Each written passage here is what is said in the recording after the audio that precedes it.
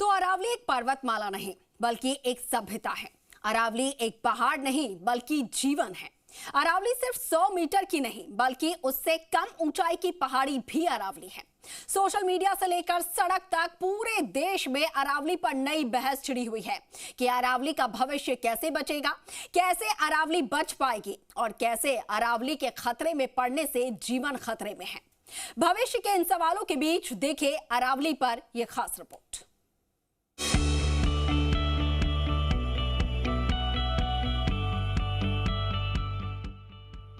अरावली इतिहास का सबसे पुराना साक्ष्य। जब मानव ने लिखना नहीं सीखा था, जब सभ्यताओं के नाम तक अस्तित्व में नहीं थे, तब भी अरावली खड़ी थी। जब शहर का मतलब मिट्टी और घर होता था, जब राजा महाराजा पानी के लिए किसी पहाड़ की तरफ देखते थे, डेजर्ट को रोकने के लिए कोई वॉल नहीं थी, लेकिन थी तो सिर्फ अरावली। अरावली दुनिया की सबसे पुरानी पर्वतमालाओं में से एक है और आज उस पहाड़ से पूछा जा रहा है कि तुम 100 मीटर के हो या नहीं। हिस्ट्री कहती है कि अरावली ने डेजर्ट रोका, साइंस कहता है ये ग्राउंड वाटर का गार्जियन है। और आज बड़ा होता हर बच्चा भी पूछ रहा है कि जो इतना पुराना है, क्या ऐसे अरावली को बचाना जरूरी नहीं? अरावली सिर्फ पहाड़ नहीं, ये जीवन को बचाती एक दीवार है। ये दीवार गिरी तो हम भी गिर जाएंगे। सोशल मीडिया पर अरावली को बचाने के लिए कुछ इसी तरीके की भावनाओं का पहाड़ बिछा है।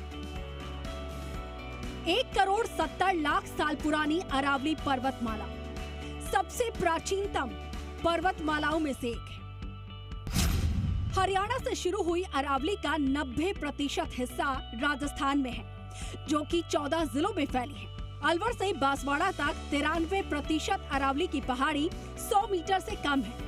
राजस्थान के साथ साथ हरियाणा, दिल्ली, गुजरात में भी अरावली की पर्वतमाला फैली हुई है। 800 किलोमीटर तक फैली ये पर्वतमाला राजस्थान में 660 किलोमीटर तक फैली है। अरावली पर्वतमाला में सीसा, तांबा, जस्ता, अभ्रक और जल स्रोतों का भंडार है, जो कि स्थानीय लोगों के लिए जीवन रेखा है। ये सरिस्का और माउंट आबू जैसे वन्यजीव अभ्यारण्यों का घर है। बाण, लूणी, साबरमती जैसी कई प्रमुख नदियों का उद्गम स्थल है। भूगर्भ शास्त्री डॉक्टर M.K. पंडित का कहना है कि अरावली का संरक्षण बहुत जरूरी है। अगर अरावली नहीं बची तो इसका सबसे ज्यादा प्रभाव राजस्थान पर पड़ेगा। जहाँ तक बात है कि 100 मीटर के नीचे अरावली नहीं है, ये तो अलग मुद्दा है, क्योंकि अरावली पर्वत तो पूरा ही होता है। लेकिन जो मुझे लगता है कि जिस संदर्भ में आप बात कर रहे हैं वो एक माननीय सुप्रीम कोर्ट का जो निर्णय है कि उसमें ये कहा गया कि 100 मीटर से ऊपर खनन के लिए उन्होंने रोक लगाई है। और बाकी क्षेत्र में भी एक राज्य सरकार और केंद्र सरकार को निर्देश दिया गया है कि वो एक बड़ी विस्तृत वो तैयार करें, एक गाइडलाइन तैयार करें और उसके आधार पर ही बाद में ये माइनिंग वहाँ पे माइनिंग की अनुमति दी जा सकती है। भूगर्भ शास्त्रों और पर्यावरण विदों की माने तो यदि अरावली ना हो तो राजस्थान में सबसे बड़ा संकट होगा। अरावली नहीं होगी तो राजस्थान में रेगिस्तान और बढ़ेगा। राजस्थान ग्राउंड वाटर पर निर्भर करता है। अरावली की पहाड़ियां ग्राउंड वाटर को रिचार्ज करती हैं। अरावली नदियों का उद्गम स्थल है। ईस्ट में सबसे ज्यादा और वेस्ट में सबसे कम बारिश होती है। ऐसे में बनास और लूणी नदियों के अस्तित्व पर खतरा हो सकता है। रेगिस्तानी इलाके बढ़ेंगे जिससे कि पर्यावरण असंतुलित होगा। पानी, पर्यावरण के जीव जंतुओं के साथ साथ मनुष्य के जीवन पर भी संकट होगा। राजस्थान के साथ साथ इसका सीधा असर उन राज्यों पर भी पड़ेगा जहां पर अरावली की पहाड़ी है, क्योंकि तब अरावली पर्वतमालाएं होंगी ही नहीं तो रेगिस्तान की मिट्टी दूसरे राज्यों तक पहुंचेगी।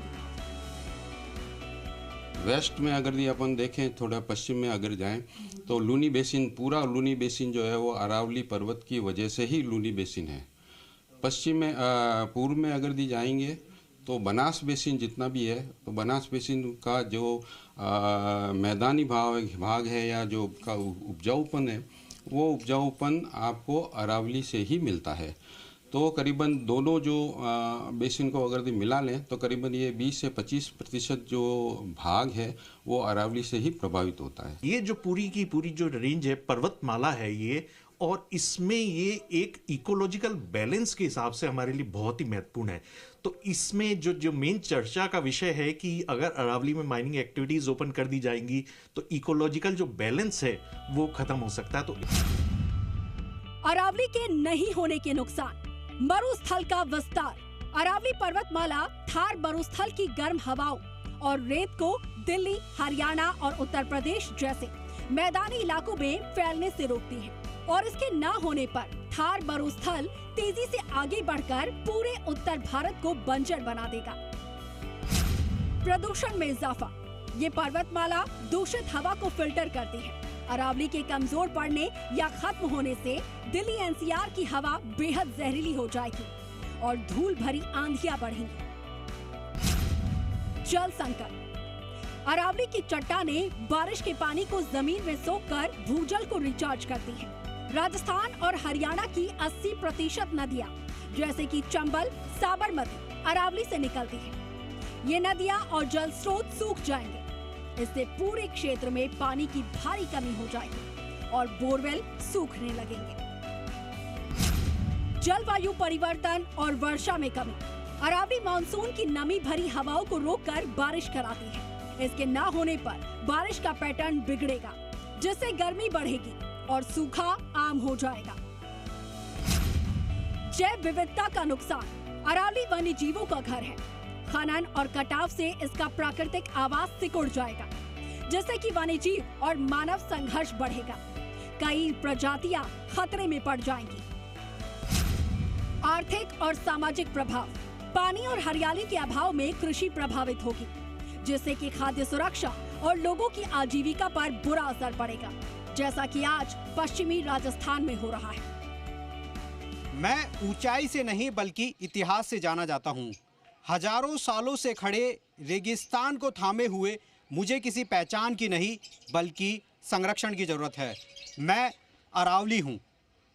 कैमरा पर्सन संजय कुंबरे के साथ आशीष चौहान, जी मीडिया, जयपुर।